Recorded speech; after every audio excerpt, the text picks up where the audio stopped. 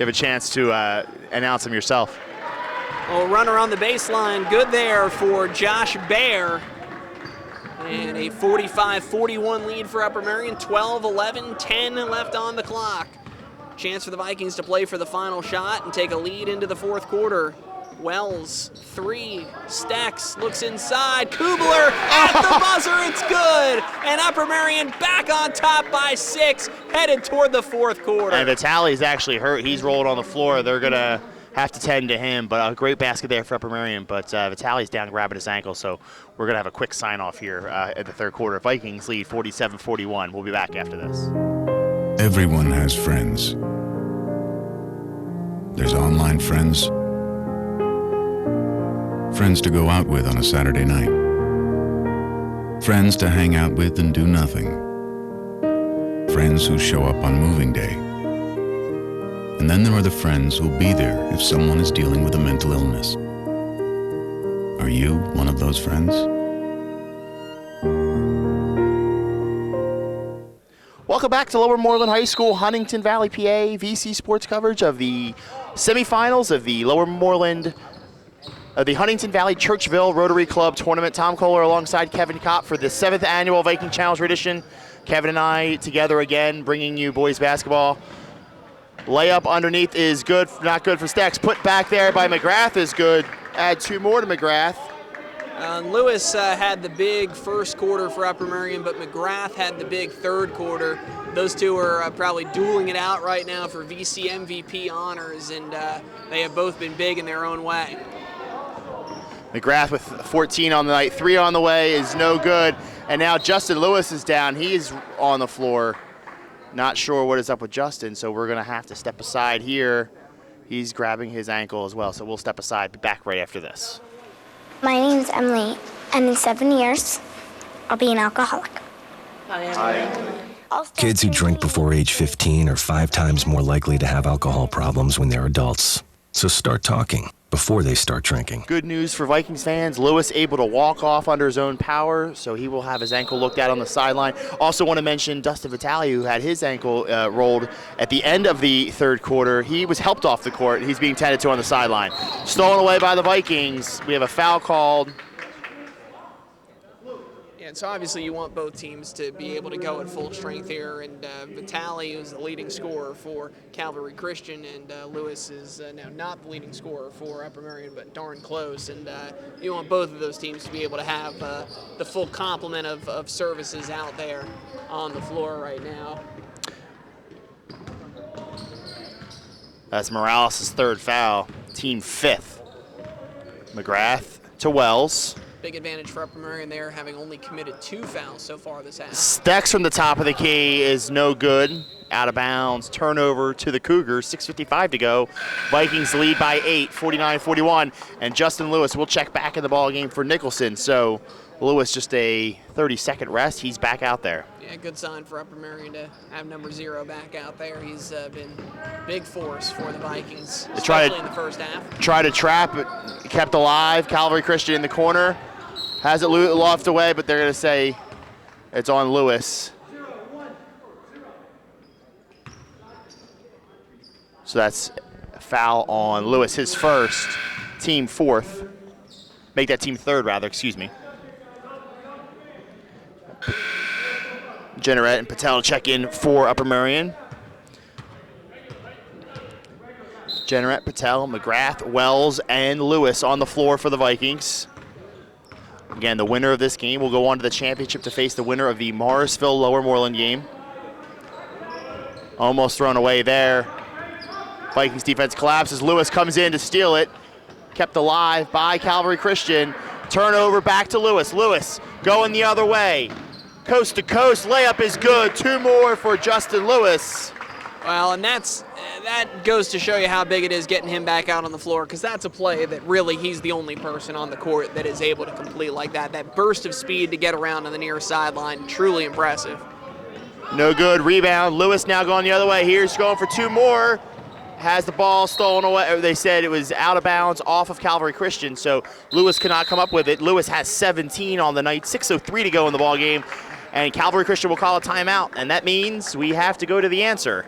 That's right. Everyone has been on the edge of their seats waiting to hear this one. And if you were not with us earlier in the game, we'll remind you of what our VC Sports Trivia question was. For over 3 decades, Upper Merion played every holiday tournament at the Triangle Club Tournament in Norristown High School. And never winning it, mind you. that is correct. Okay. 0 for 30.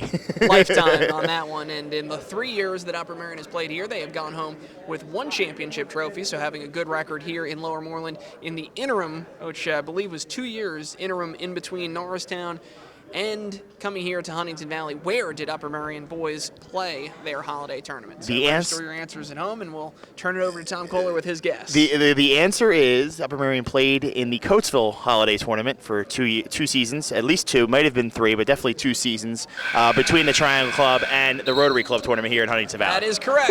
Coatesville is the answer. The 7-year streak is over. I got a trivia question right. Peace in our time. I'm still mad at botching the Montgomery County question last year at the girls' tournament. We like to point out also, I remember last year we went on a tour de force, 2 states, 3 games in 3 days. The girls did not have a holiday tournament this year. They did not play in the Maryland tournament as they've done in the years past. They just scheduled a couple extra non-league games. We had Interborough a couple weeks ago. We have Academy Park coming up, but so no holiday tournament for the girls this year. It was always a fun trip. Hopefully they'll bring that back next. It was a fun trip for us when we got to do it last year, and I know that. Well, it was a fun trip from Baltimore to Washington. Traffic from here to Baltimore was not fun at all.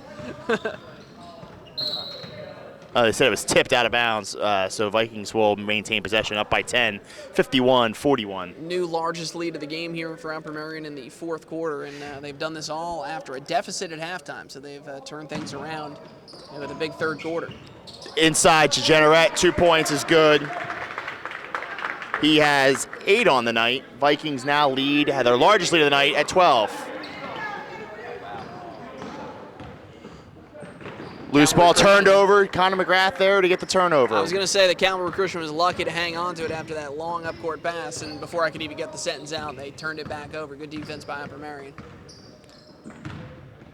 McGrath looking to penetrate. He goes to the basket. Layup is eventually good as it hits every corner of the rim and goes down. 2 more for Connor McGrath. McGrath and Lewis have both been outstanding and now are both firing on all cylinders as we get later into this game. That's going to be a tough tandem to guard for either team tomorrow. Big 3 there from Josh Bear, his 2nd of the game. Well, and we've mentioned that Calvary Christian has done well closing out quarters, but they're going to need to get started a little bit sooner than with 2 minutes left in the game. They're down 11 with 4:49. And Morales is going to get dinged for his 4th foul, and you really don't want to get your 4th foul at that spot of the floor with this much time left. Yeah, and his, too, have been it's just some reaches, some unnecessary fouls for Morales in this game. Part of that is frustration after playing so close for this game, seeing it starting to slip away a little bit. And I'm proud to say that this might be the only year in all of the years that Kevin and I have covered the holiday tournament where I will be undefeated in the trivia question, because we will not have a trivia question tomorrow because I will be flying solo as Kevin has to get back in the car and drive some 20 hours to Orlando. I can't even think to about the Capital One Bowl. Yeah, it's a fine destination. It'll be a little bit warmer. Down next year, can you bring the weather with you? That'd really be nice. Exactly. Yeah, all the sunny weather is down there waiting for me, so I'm not looking forward to the drive, and I'm certainly not looking forward to missing what is looking like a potential berth in the championship game for Upper Merion. Anytime you have a chance to see your alma mater bring home a holiday trophy, you want to be there for it. But well, instead you can go see your other alma mater in the Capital One Bowl. The Sunshine State is calling my name, so that's the New Year's Day destination for me. And while BC championship game, it is not. It'll certainly be a nice time down there in the Capital One Bowl. Another layup there from Justin Lewis. Great pass from McGrath. Lewis has 19. Well, and Upper Merion is pouring it on now. A 1-point deficit at halftime is now a 15-point 4th quarter lead. Another off the mark shot from 3. Calvary Christian, a couple good offensive rebounds. 59-44 your score, 3:46 to go in the ball game. Upper Merion leading here. Again, the winner will looks like if this holds up, Upper Merion would go to the championship game to take on again either Lower Moreland or Morrisville. You've got a chance if Upper Merion can win them both this weekend, they'll start off the new year 500. Great spot to be. Coming into this tournament at 2-4, but coming off of a win over Springfield, you got a chance to win 3 in a row as you get into the real teeth of league play beginning in January. It'd be nice to be coming off of 3 straight wins, and obviously a lot of work to do to get to that point, but they're nearly 2/3 of the way through that task if they can make this 14-point lead stand up. So Boback hits the second of 2 free throws. 59-45, 3.5 to play. Wells.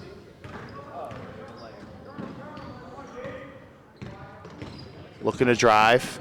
Pulls it back out. Upper Merion going to try to hold off a little bit. They go underneath to McGrath. McGrath using his height advantage right inside now to Kubler. He is fouled. Kubler go to the line to shoot 2.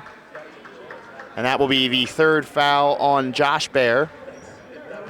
And just everything is working right now for Upper Merion. Even that long cross-court pass, probably an ill-advised pass through all that traffic, still found a way to its target, McGrath. He got it off to Kubler and chance to earn 2 at the stripe. Kubler's first is good. That lead is back to 15 for Upper Merion now. They're at the 60-point mark.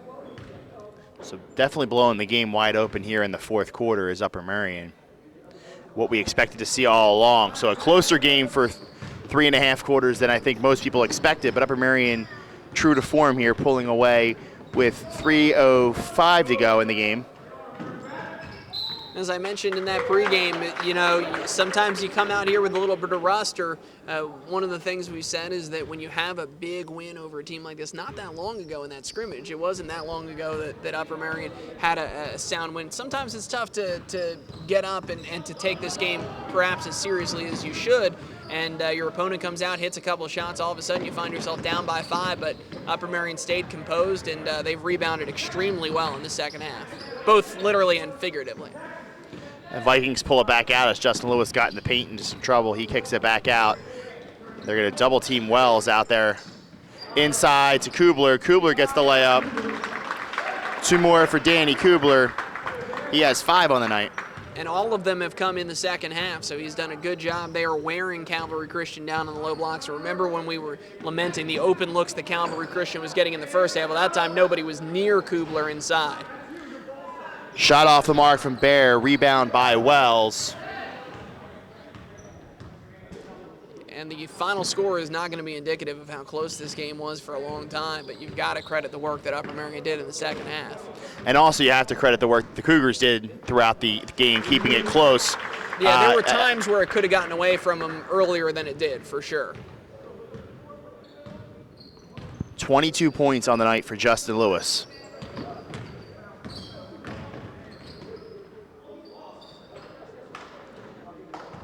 Rebound from McGrath. They're going to call a foul on, I believe it's going to be on, they're going to call that on Wells underneath. So that'll be the 2nd foul for Wells, team 5th.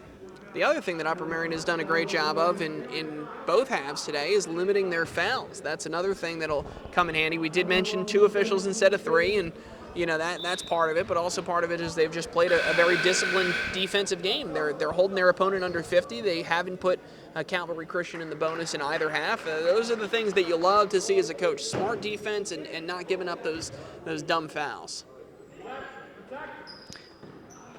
Inbound in the corner to Sam Baer. Sam Baer, 3 from the corner is good. Upper Merion didn't look ready for that one. First time in the night for Sam Baer for the ball game for the Cougars of Calvary Christian. 1:20 to go in the ball game. Vikings with a big 64-48 lead.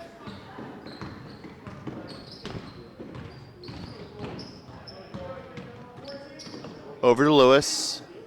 Upper Merion looking to run some clock here.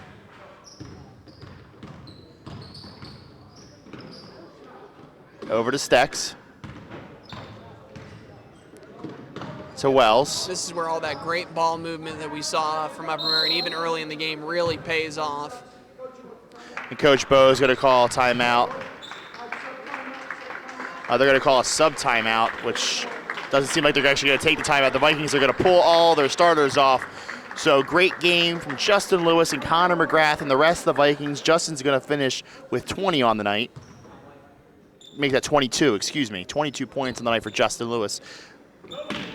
Go ahead and in the final minute here, award him our I think so. VC MVP honors. For game number 1 anyway, and Connor McGrath finishing with 16. I got to say, he is almost every bit as influential. You could really, it's the holiday season, co-VC MVP. Sure, why not? We'll get, because and actually in reality, a lot of the baskets that both of them got were directly related to the rebounding of Connor McGrath. So don't want to overlook that. Not just points that get you the MVP here on the Viking Channel. McGrath went on that run right at the beginning of the third quarter. Upper Merion was down at that point. This game could have gotten away from him then, and he gave Upper Merion that lead in the third quarter that they never gave up. So I want to give both of them the credit that they deserve. Patel to Nicholson to Dixon. Back out to Grant. Patel back outside, 10 seconds to go. They try to go inside to Jenneret. Unable to convert there. 7 seconds left. Calvary's going to let this one roll up because I don't know why, but okay. Basket up, no good. Rebound by Patel.